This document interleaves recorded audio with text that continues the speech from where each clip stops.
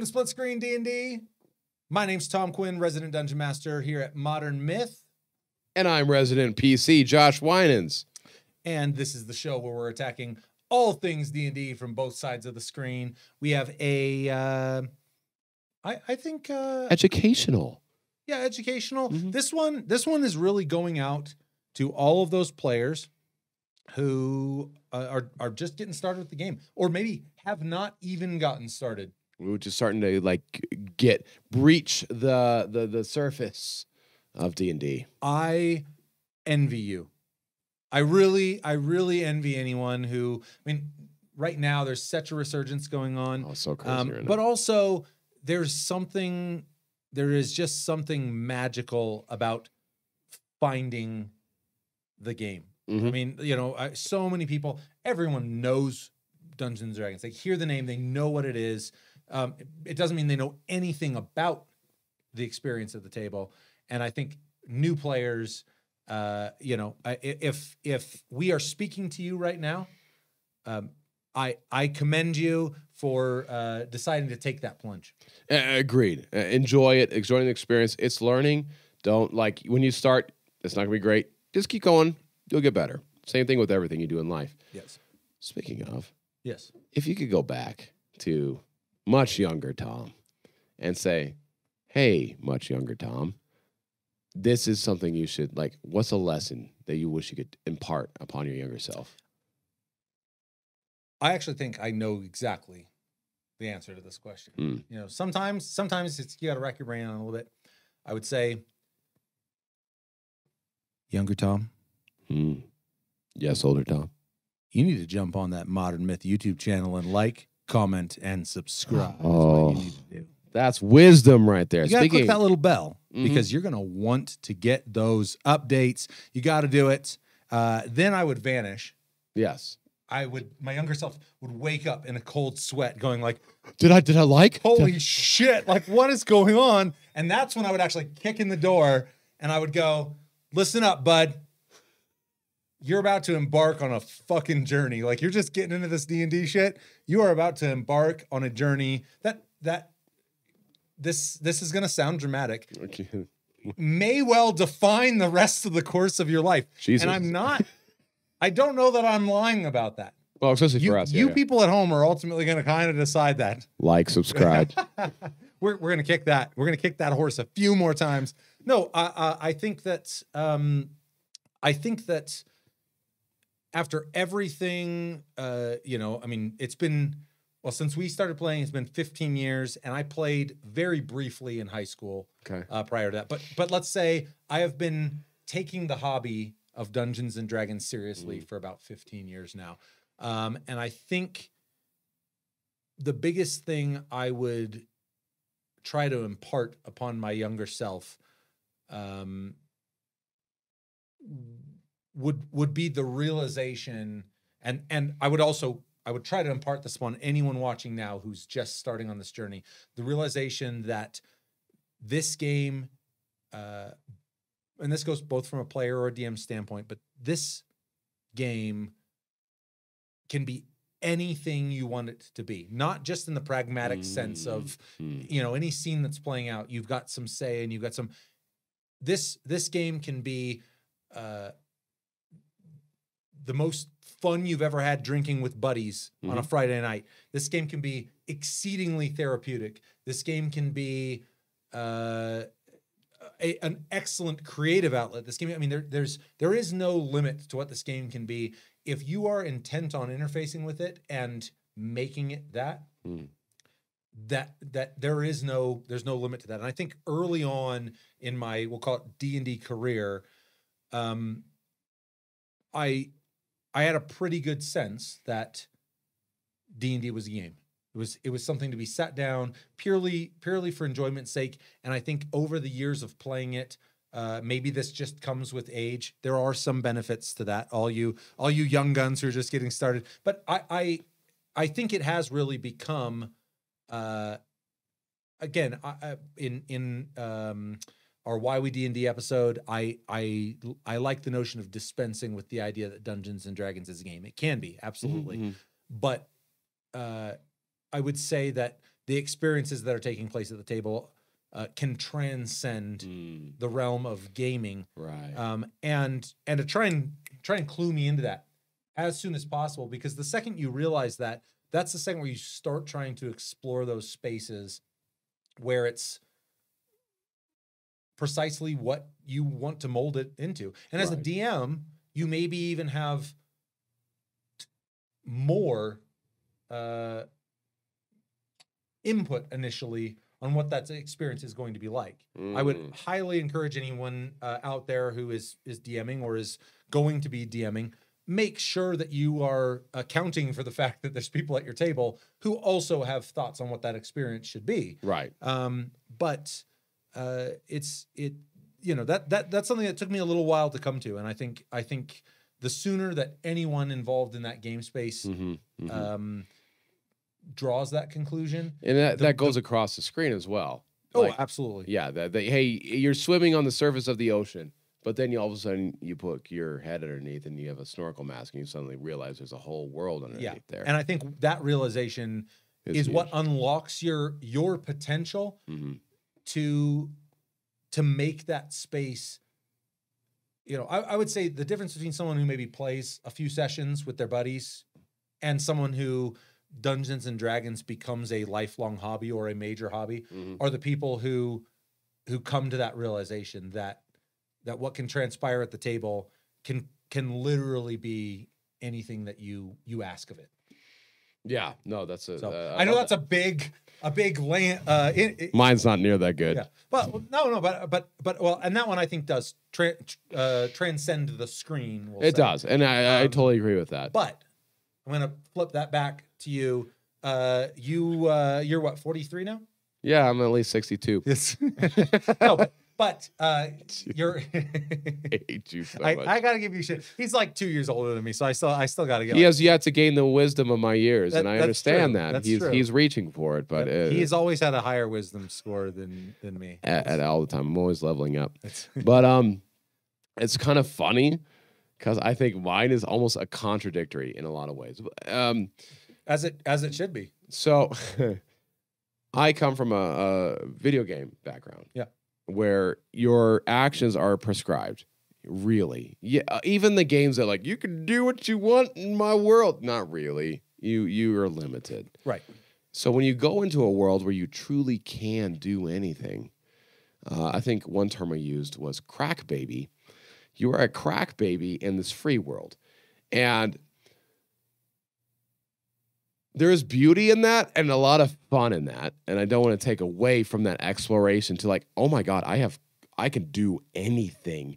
It's fun. And I don't want to take away from that. But realize that it's still a game, that there are still rules, and that if you burn a village down, and you can, there might be something that comes down the pipe that will impact that.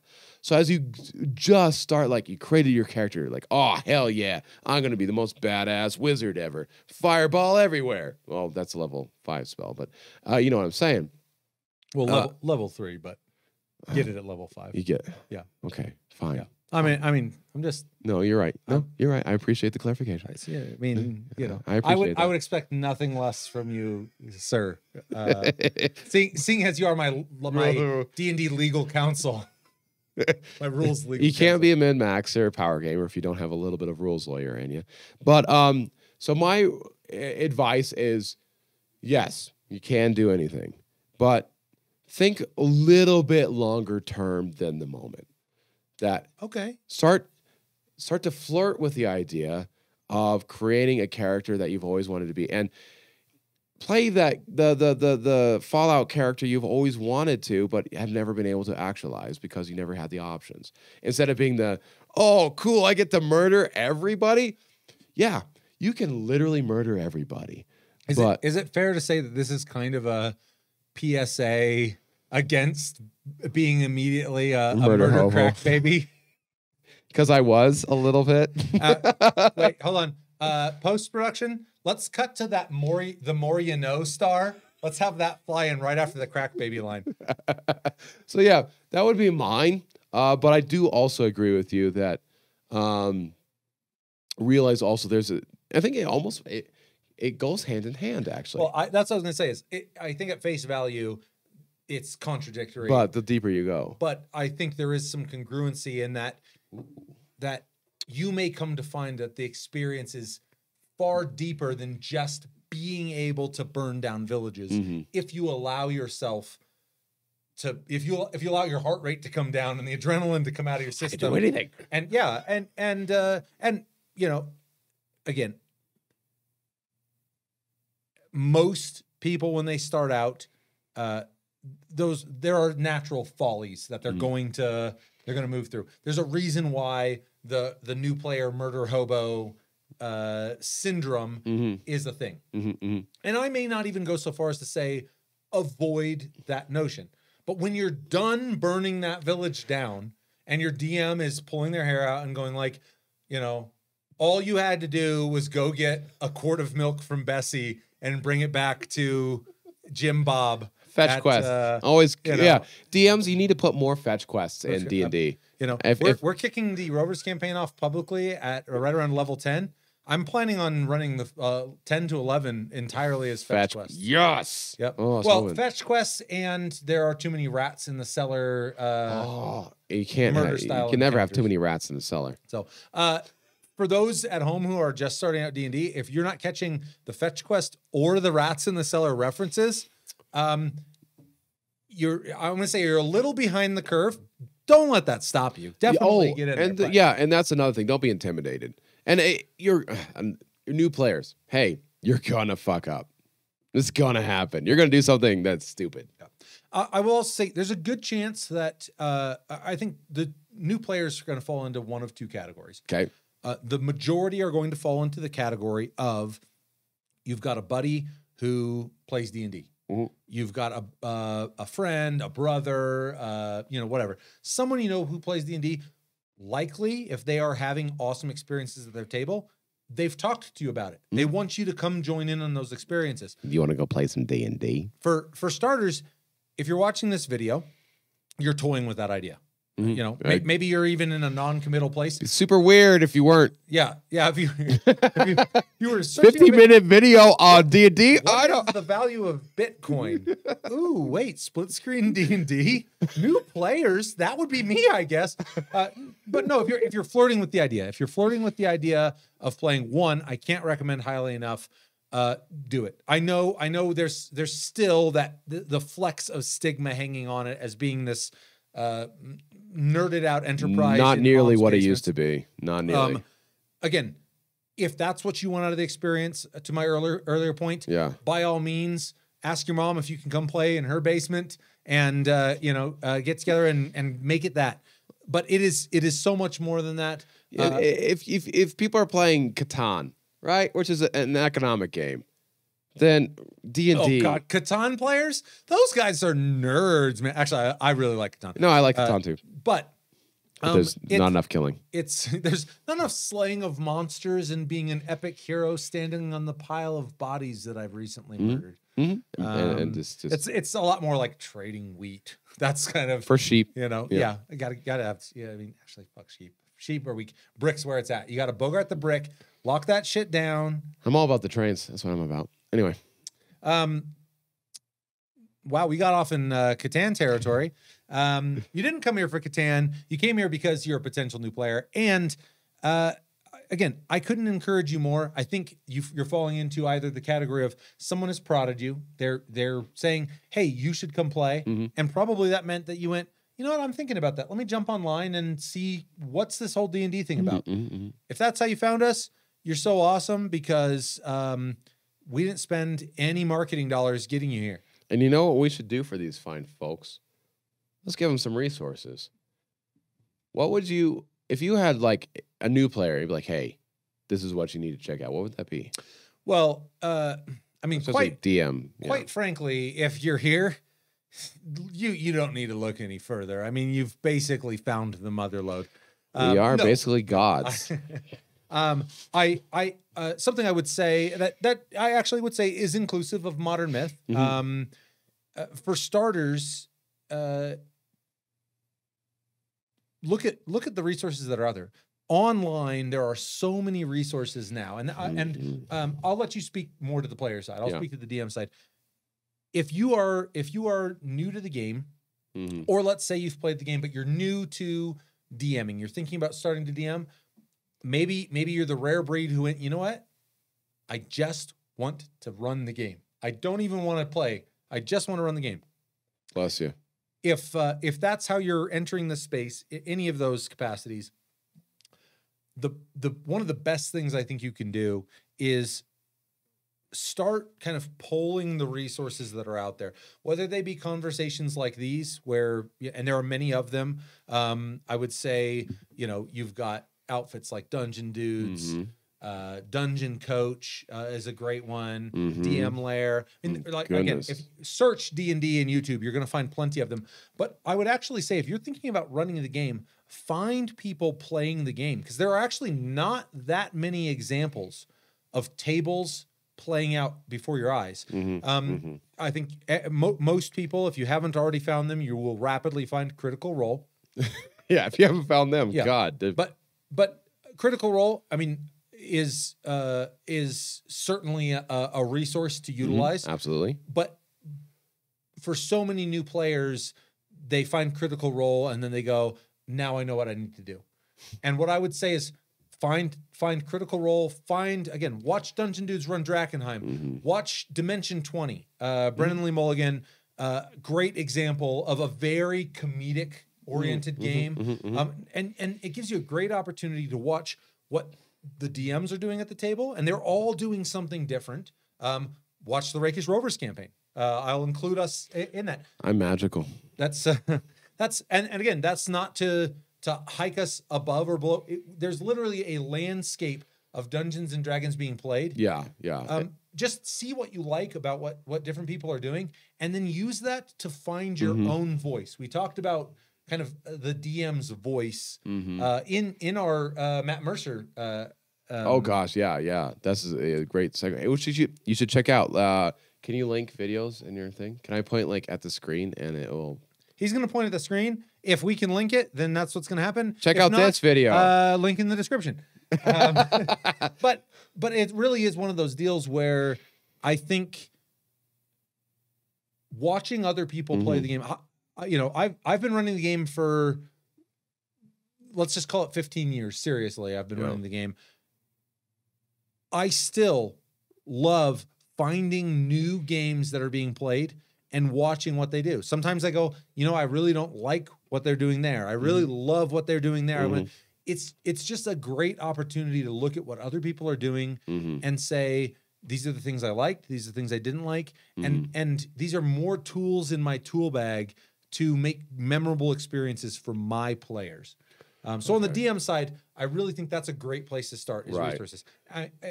I'm going to exclude from this list things like the Dungeon Master's Guide, the Player's Handbook. These are givens. If you're going to run the game, you need to have some understanding of these documents. Okay, because that was going to be mine.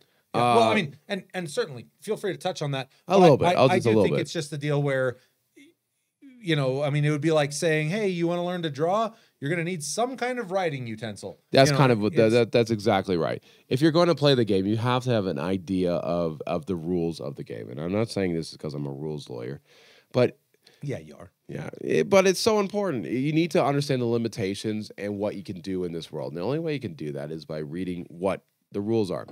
And then once you understand the rules, I think you need to read the rules first and then delve into, what are other people doing? Because they'll also answer how do you handle perception checks? Yep. Boom. Because you handle perception investigation different than a lot of other tables. And I actually like the way you handle it. Investigation, I think, is a very underplayed skill, and I think it needs to be brought up more. But if besides the player handbook and learning the rules, if you're just starting out, I think you, as a player, want to be a badass. You want to be So I'm a power gamer, and I'm all those things, and I understand that. You filthy trash. But if you're just starting out, you don't want to be I'm going to be a fighter. But you know what kind of fighter I'm going to be? I'm going to be a charismatic fighter. Makes no sense whatsoever. So maybe don't reinvent the wheel with your first character. So like, hey, I want to be the fighter who goes in with the sword and shield. Well, the fighter class is perfect for you. Then go to Google the D&D fighter 5e builds. And you're going to come up with a whole bunch of people who have written some builds. What is wonderful about these builds that they have is they'll walk you through it. They won't be like, you need to take this, this, this, and this, and you'll be a good fighter. They'll be like, if you're a fighter and you want to be good at weapons, you should probably invest in strength if you want to be a strength-based fighter. And they'll explain everything, and they'll walk you through the process. And they'll walk you through all the different things. And doing that, you're going to understand so much. Because I hear a story, like, I understand wanting to be a unique character, and you should be a unique character, and there's nothing wrong with that. But if you're trying to be a charismatic fighter, you are not going to enjoy it. Maybe a Wizarker? I swear to God. So... Hey, give me your best story in the comments about how you multi-classed Wizard and Barbarian. He keeps trying to pitch it. It is the worst multi-class combination. At some point, I'm going to convince someone to do it, and it's going to literally ruin my life, your entire game. We're going to. We're going to come across an NPC as a Wizarker. I just know it. But let me put that in my notes. How can I ruin my PC's game? Yeah, that's a total DM move right there. But yeah, so for my number one tip, besides learning the rules, and I agree with Tom, watch the best and learn from them, is look at guides on how to build the character. And because you're just going in blind and being able to be like, oh, this is why, especially when it comes to spells. Oh my dear God, because you're going to look at a spell like, oh, that's a sweet spell. Turns out if you look at it real seriously, it's like, that's the stupidest spell you could possibly pick. So I really encourage you to look up guides. So would it be fair to say that kind of to a greater or lesser extent, that's kind of a KISS concept, to keep it simple, stupid? Like if you're just starting out, maybe don't try to triple multi-class. That's a really good point. Yeah, don't be the schizophrenic dual class fighter. Absurd. Absurd. Yeah. Super interesting character. Would never want to play that. And something I'll say too, to cross the screen a little bit is, as a player, if you're a new player, there's now there are certainly tables out there where everyone's new. Literally, like a group of people go, hey, we want to start playing. Everyone's interested. The DM's new, the player's new. Yep. Great. You guys are all going to learn together. The beauty of that is no one will know if you're doing anything wrong. You're all going to learn. That's true, actually. The things you're doing wrong, your things you're going to do right, your things you love, the things you hate. You're all going to learn that together. But more often than not, if you're a new player, likely your DM is not brand new. Use him as a resource. Use her as a resource. Go to your DM, like you're talking about with players. With any new players that I have brought into the game, I have been very involved in helping them do their character builds. Ooh, good call. I have sat down with them. In a lot of cases, I will simply have them describe. I'll say, when you're fighting, when you're in the shit, what does that look like? Describe that for me. Ooh, I like that. And if they say, I'm igniting my foes with fire and I'm casting spells. Great. We've at least limited it down to these arcane classes. Barbarians, yeah. That's I immediately begin steering them towards the Wizarker in hopes that someday they'll show up in our broader campaign so I can ruin his gaming experience. Stupidest thing I've ever heard of in my life. Oh, well, I'm going to homebrew a couple feats that are really going to make that work. What's hilarious. Anyway. But so lean on your DM. Don't if you're a new player, that's one of the big pieces of advice I can say too is and this is something I would say to any new player is your DM does not run Dungeons and Dragons games because he hates Dungeons and Dragons. He likely loves talking about Dungeons and Dragons. Hopefully. He will relish the opportunity to talk with you about a class that you're thinking about. And for those DMs out there, I don't even really think it needs to be said. Nurture those new players. They're coming to you. You are their lifeline to build a character out that is going to be something really fun for them to actuate at the table. Okay. And I know that has been a really enjoyable part of bringing new characters into the game, is having those conversations about, what do you look like when you're in the shit? What's your character like? You're sitting at the bar having a drink with your friends. Yeah. How does your character interact with the barkeep? Are they cocky and all this bravado surrounding them? Are they brooding? So he's getting into personality, which is. But I think you get a few. Basically, if you can kind of take this character and look at them from, say, 2 or 3 angles, you as a DM, if you're experienced with the game, immediately you can go, well, here's some great classes that kind of describe what you're talking about, and here are some races that really cooperate with those well. Right. Here are some races that don't so much. Now, as a min-maxer and talking on the player side, for new players, do you think that it's important to race class optimize? Yeah. I'm sorry. I actually don't disagree. For new players especially. Yeah. I think that's we're talking about something where you start playing with those types of things. Yeah, if you're doing a one-shot, have fun. Do whatever the hell you want. Well, even if you're an experienced player and you That's want true too. If you want to start getting, but for new players, I agree. Play to your strengths. Make a character that isn't. There's nothing worse than feeling underpowered at the table. Right, because if you're experienced, you're going to know, like, oh, I'm creating a joke a character, and you're going to anticipate that you're going to fail at certain things. If you're a new player, if you're a fighter and failing athletic checks, that's going to be like, oh, I'm a little, I'm not doing what my character should be doing. Right. So yeah, I totally agree with that. Yeah, and with that, whoever's helping you, whether you're utilizing resources online like build guides, if you are working with, I really think whether it be another player at your table who's experienced, the DM at your table, whoever it is, really try to communicate to them, how this character functions, because that's going to allow a more experienced player to really give you an idea of what classes make the most sense to try and achieve what it is that you have in your mind. Speaking of classes, and I'm going to let you kind of handle the classes, I think, because I would say without a doubt there are better and worse classes to start your journey in Dungeons and Dragons. I would couch that heavily in, I don't think there's any amount of, let's say, mechanical nuance of the classes that should override someone's enthusiasm about a certain class. Absolutely. If you know this is what you want to play it. But know that some classes are going to demand more of you as a player than others. Yeah. And on that note, could you give me a sense of like if you, as a new player, what would you say are just some really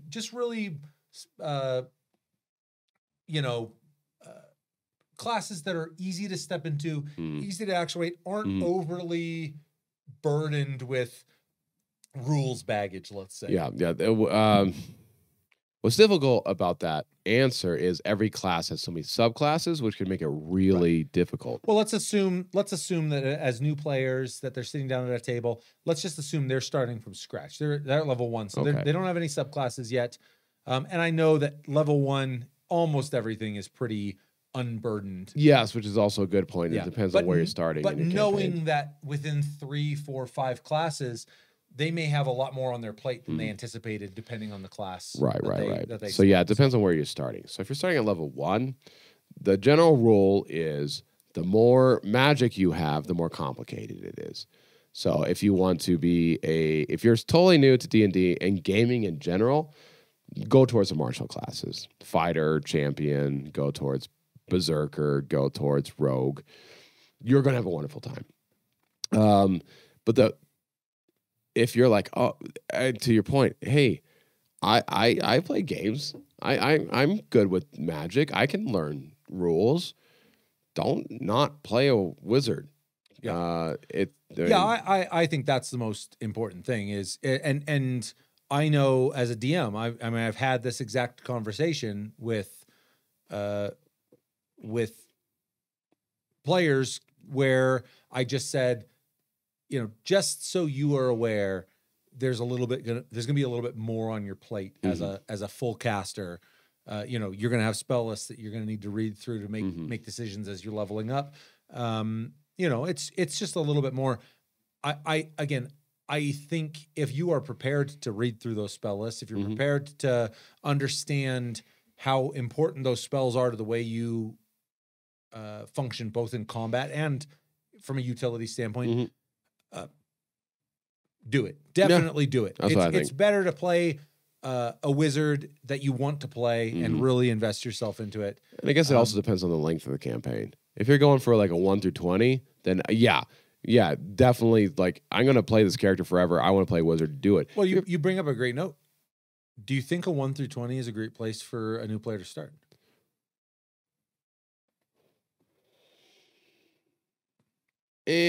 No. I agree with that. Even though I like 1 through 20. I will be probably one of the few 1 through 20 champions. Like, I could run 1 through 20 campaigns again and again and again. I don't think it's a great place for new players to start. No, you're right. I think running, a 3-level primer. And what I love about that, I've done this with our Heroes of Hearthfire, which was for a couple friends of mine, new players to the game. Neither of them D&D players, and neither of them really gamer. I mean, they play board games and things like that, but not RPG centric people. And we just opted to run. We ultimately started at level 3, and we were basically running a 3 to 7. Okay. Which, as far as I'm concerned, is pretty prime territory. I mean, you got it's really the fun levels of D&D right there. With the caveat that when we get to the end of that, I told them, if you guys are loving this, you want to finish telling the story with these characters, we'll keep right on going. If you get to the end of it and go, now that I know what this is, I'm totally rethinking the character process. I like that. Great. What an awesome opportunity to both. And again, as a DM, what a reward for having brought these players into this space that now they're psyched. They're kind of unleashed. They're going to ping you for different things, but they have the skills to really build the character they knew they always wanted to play. And now you are rewarded by a brand new campaign environment, a brand new. So it's a fun way of doing it. I like that. I don't want to segue too far from, and I think we already kind of did, but we always do.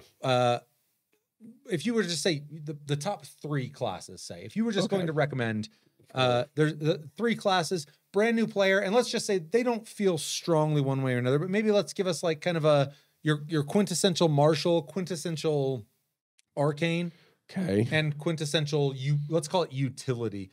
Rogue always to me comes to mind. I know they're martial, but they always come to mind as a really strong utility entry. Okay. But let's say, something splitting the difference. I know I'm putting you on the spot here a little bit. No, you're fine.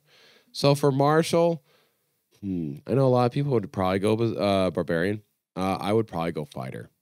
Fighter is just so open because of the feats you can get. And now is this specifically 5th edition? I mean, I really think that they have done a phenomenal job. If we're talking about 40, it's totally different. Well, if we're talking about 40, doesn't matter. Any fucking thing you want. It's the same. It's just a flavor text reskinning, for fuck's sake. I love what 5th edition has done with the fighter. I want to play fighter. My next character, I want to be fighter. So yeah, I think fighter, because again, subclasses are fun. If you get to like level 3, which I think is where subclasses happen for fighter, you can, if you're like, oh man, I wish I had some arcane, you can be an Eldritch Knight, which I don't think you care for, but who cares? It doesn't bother me so much on the fight. It's specifically the rogue. Arcane Trickster, which is arcane. The rogue already does everything well. Then give it magic. It boggles the mind. Anyway, so I think just because the subclasses are so varied and you can do so much with it, and the feats allow you to really, really just narrow in what you want to do. So I think fighter for a martial. For arcane, Warlock? Yeah. I assumed it would be Warlock. A lot of people say sorcerer, which I don't get. A lot of people say wizard. I'd rather do wizard than sorcerer, because with wizard you get your spell book and you can change your spells every day. Well, to me, that is what bogs the whole wizard thing down. Is Which is true. Every long rest, you're having to rethink what. Yeah. And for the most part, I mean, maybe you just don't. Maybe you just leave them the same. Yeah, but druids you're talking and about clerics, sorcery I think. points, the Yeah. complexities of the sorcery points. Yeah, that's also that's a thing. But with with Warlock, not to play into the memes, but hey, if you got Eldritch Blast, you're doing your job. I mean, and then every spell that you have on top of that, just make sure it's reinforcing that. You'll probably have a good time. So I think Warlock is fine. I think that at face value, Warlock is definitely the most approachable of the full casting classes. I think too, it's kind of a cool space from an RP standpoint for new players to really stretch their legs with regard to their kind of the pact that they have with this entity. There's some really fun stuff, and it's a really cool way of kind of beginning to intimate as a DM some of the nuances of you don't immediately have that with a wizard. You don't immediately have that with a sorcerer. No. One thing I will say is Lindsay is playing a sorcerer. Okay. And I've actually been very impressed by her sorcery point actuation. This is for just a real short campaign, the one I was mentioning with new friends. For those at home, just a quick sidebar. I had a little trepidation. I explained that when I was talking about explaining to her some of the extra load that's being carried. She has managed it, I would say, quite well. So I've been impressed by that. So that's the thing. Like if you want to do something, do it. Don't let some random person on the internet say you can't do it. But you have to want to do that. We're not random people, so we're your best friends in the whole entire world. Like, subscribe. You actually can't do it. You can't. There's no way.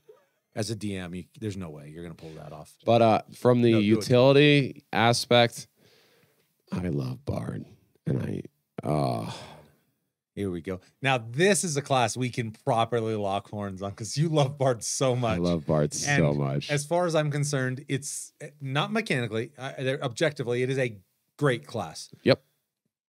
I fucking hate Bard. I fucking hate it so much. I feel about Bard the way you feel about Wizarkers.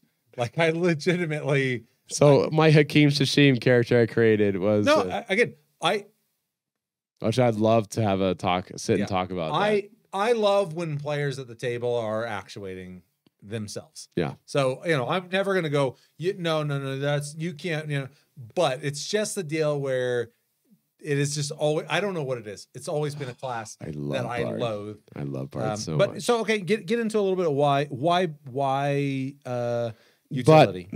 So utility. And so I'm saying I love Bard so much to say that Rogue is better for a new player.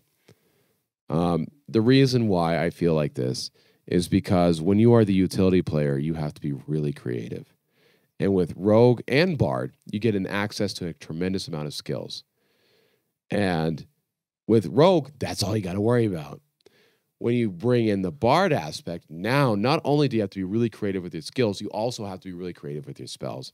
And I could see that as being very overwhelming very quickly. Yeah. And, you may have just hit on the head why I dislike Bard so much. They're amazing. Because Bard is basically Arcane Trickster before Arcane Trickster was a thing. It's true. That is what it is. Yeah. Why don't you? Well, I'll say this. I like a Bard a lot better than I like an Arcane Trickster. I'll give you that. Okay. Because a Bard is at least its own thing, not just a rogue wearing Bard's clothes. No, I think I agree on all those class runs, and I like the pivot. I know how much you love the Bard. I love Bard. I actually, of all the classes, Rogue is one of the most near and dear to my heart, and I appreciate that you can look past your own love of the Bard class. I think I agree entirely that some of the complexities of having to be a caster on top of also being the jack of all trades by skills. I think that is a great recommendation. All of those are great recommendations. Thank you. Again, I think all of those being overshadowed by the fact that both of us have, I think, echoed. Do what you want. Yes. If you're looking at the player handbook, if you're looking at supplemental material, if you're talking with your DM and they say something that just resonates with you, do it. Do it.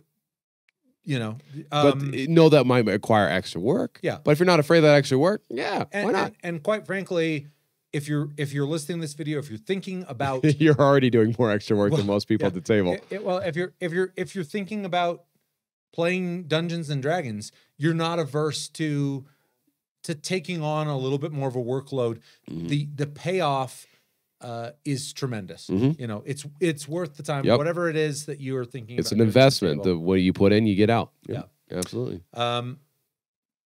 You got anything else on classes? Because I have a few things on the DM side. As far as beginner classes, now if you want to start breaking down classes, but yeah, as far as beginners, fighter is my favorite for martial, warlock for your arcane, and then rogue for your utility. Yeah.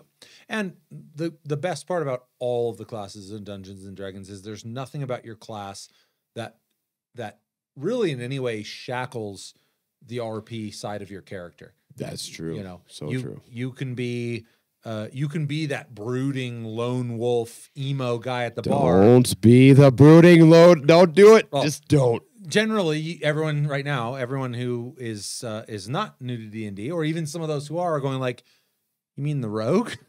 But you could be the brooding lone wolf fighter. Warlock. Warlock. Are you kidding? It's written for that shit. Yeah, Warlock is. But then why would you ever be in a group with other people adventuring? Yeah, there's a whole. Anyway. As far as the D&D side is concerned, the DM side is concerned, I think that I would be one of the first people to encourage you to depart from modules as rapidly as you can. Okay. That said, I would not recommend that a brand new DM homebrew an entire world. Homebrew, you know. Now, that might be precisely what drew you to Dungeons and Dragons. Okay. Even if it is. Okay. Even if you love creative writing, you love world building, I love all of those things. I mean, honestly, just thinking about, like, I've put not an insubstantial amount of time into thinking about what future campaign worlds might look like. And that's just because I like thinking about those. And I've thought about future characters. Yeah. Yeah. I mean, I would say that in that regard, we are a mirror image of one another on the player DM side. We both just really enjoy fleshing out potentialities. It's fun to think about. Yeah. So again, I couldn't encourage you more. As soon as you have your feet under you, dispense with the modules and start telling the stories you want to tell. As a DM, that's for me, that's one of the biggest reasons I come to the table is I'm allowed to tell the stories I want to tell. But there are some fundamental structural and let's just say rules-oriented concepts that modules can instill in you. They're also, even when you depart the modules, there are some great tidbits to be had. Don't stop reading the modules if you're not running them, but go read them anyways. There are great heist sequences, chase sequences, and there are some phenomenal ways in which those have been structured that you may not be considering for your own stories that you can adapt really easily. That may well be better than what you had in mind, you know, just coming off the cuff. Now, with regard to modules, if you as a new DM are looking to run something for your players, I think there's a couple that I'll say a few that are kind of no-brainers in this space. First and foremost, I think that if you're looking to be a new DM, if you have if you're an entirely new group, then the place you're going to start by default is likely with the Essentials kit from D&D, the starter kit. That gets you everything you need to play the game. Okay. So if you're brand new to the game and your players are brand new to the game, that I would say I can't recommend highly enough. That's going to get you the tokens. That's going to get you character sheets, everything.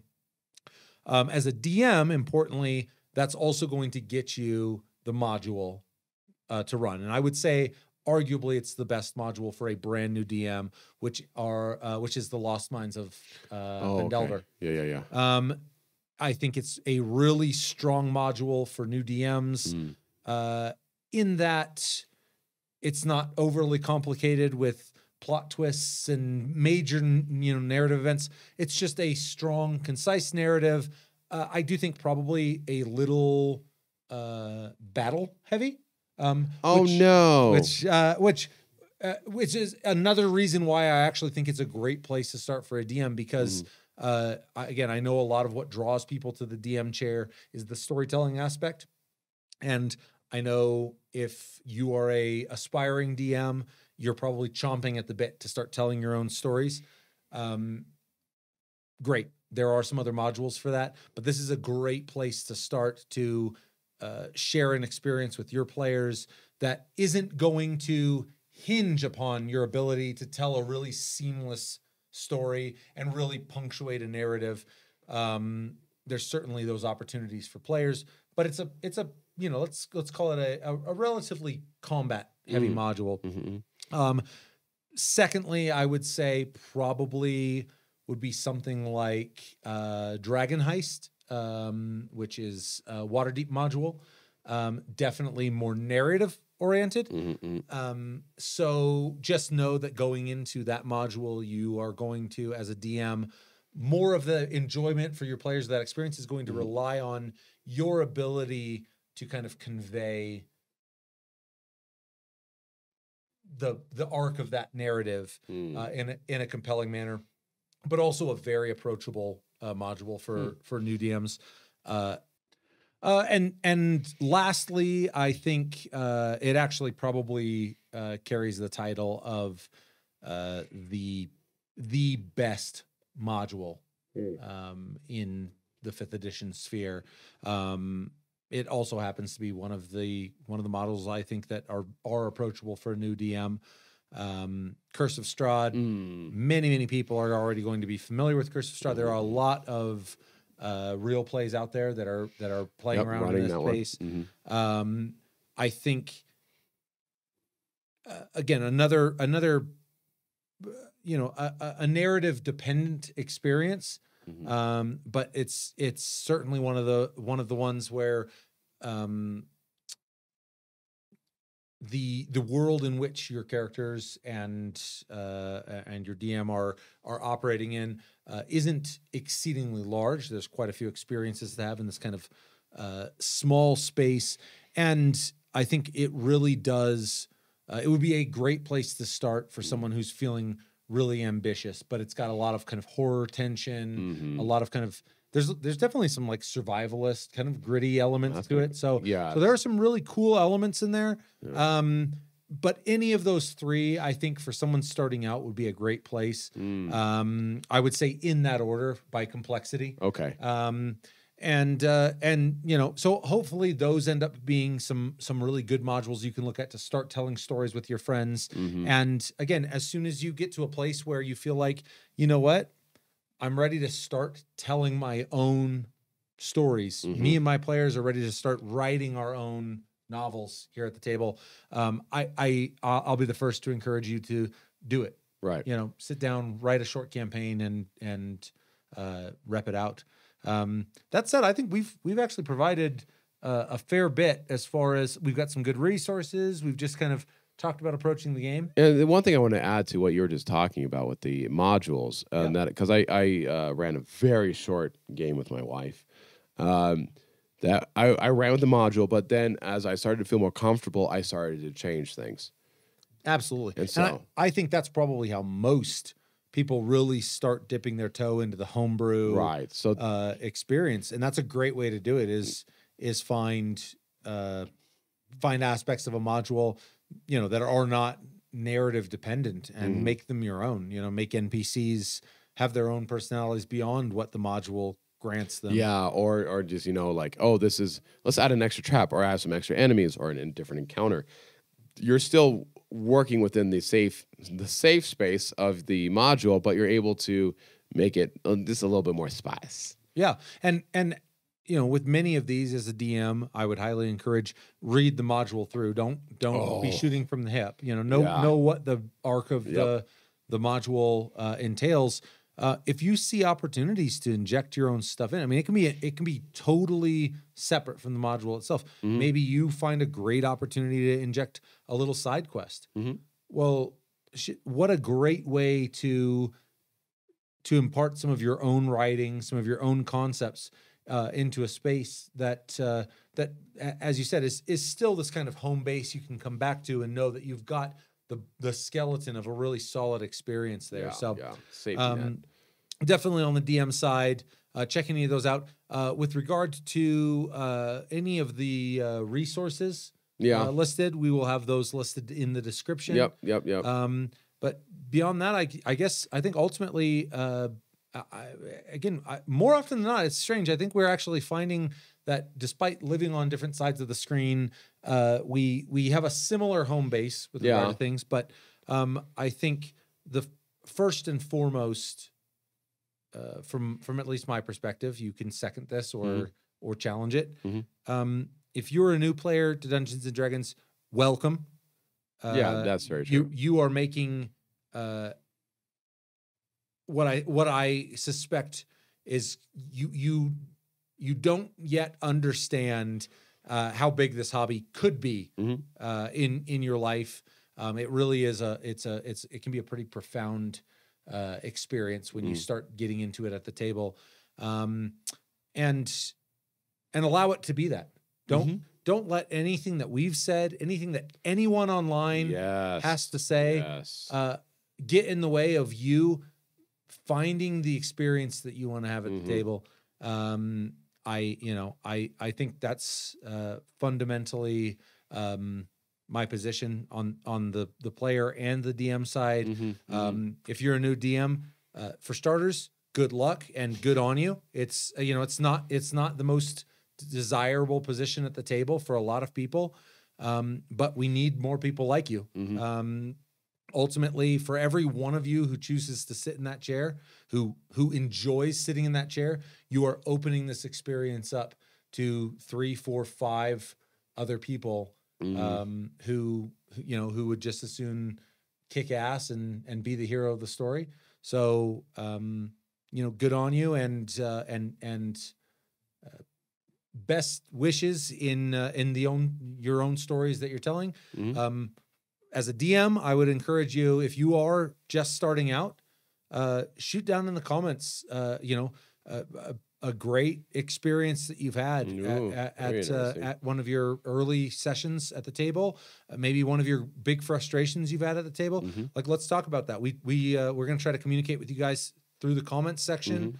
But on the DM side, talk with us a little bit about what you're running into, what you love, what you hate, what you, and I'm going to hand it over to the player side. What final thoughts? Yeah, absolutely. So to kind of summarize, for the player's side, find why you want to play this game and then really go into it. So if you want to play a wizard, go for it. There's no reason why you shouldn't. Know that that's going to require a little bit of extra work, but there are so many resources. Literally type in how to play wizard, D&D 5e, and you're going to get a lot. And that's going to really help you out. So do what interests you. Don't just do what's easiest or what is the easiest class for beginners. And to hit on what you talked about at the beginning, if you want to learn more how to play, want to learn from other people, there's also resources there. You want to learn how we need to get a paycheck from these guys. Critical Role, they do such a good job. But again, that's one game out of countless. Yeah. Use the breadth of resources at your disposal. Don't hone in on one thing. There's going to be outfits you find where you really like what they're doing. Great. Take what you can from that. Exactly. Find what you like and and leave out the rest. Yeah, absolutely. Beyond that, I really, like I said, I feel very strongly, especially for new players. It's as a DM, it's something I really enjoy. I love playing with new players for a multitude of reasons. But a lot of it comes down to, again, I really do believe that that us who have been at the table for years and years, or decades and decades in some cases, that we really kind of serve as the gatekeepers to this hobby. You don't play the game by yourself. You need to find people, and if you find good people who are willing to nurture you into this space, there is no limitation to the experiences that you can have. On that note, check out through our Patreon. We have our Discord server through there. Yeah, great question, it's a great place to talk with other players, whether they be new players or experienced players. We are also on the Patreon servers. No specific time, but you will find the members of Modern Myth on those servers from time to time. Reach out to us. I mean, again, it's like I said before, I'm a DM because I love this game. I'm a DM because I love talking about this game. Use that resource as much as any other online. Get with us through the Discord if you are one of our patrons, and let's talk some D&D. If you're new to the game and you need that little boost to get you going, you want to talk shop about a class. If you see me on there, let's do it. Yeah, the best way to learn from anything is to ask someone who knows more than you, and then that's how you learn. So, yep. I think that just about does it for us as far as new players. Hey, thank you guys so much for joining us. Again, it means the world to us. A simple couple of clicks of your mouse really does define whether our endeavors here at Modern Myth succeed or fail. So we're relying on you. We are new players in the YouTube. Look what you did just there. That was good. That was pretty fancy. That was pretty good. So in many regards, we are reaching out to those more experienced than us to find ways in which we can improve what we're doing here. But we really appreciate your guys' support. We appreciate you joining in. I think you should take us out today, sir. Ooh. The world is yours.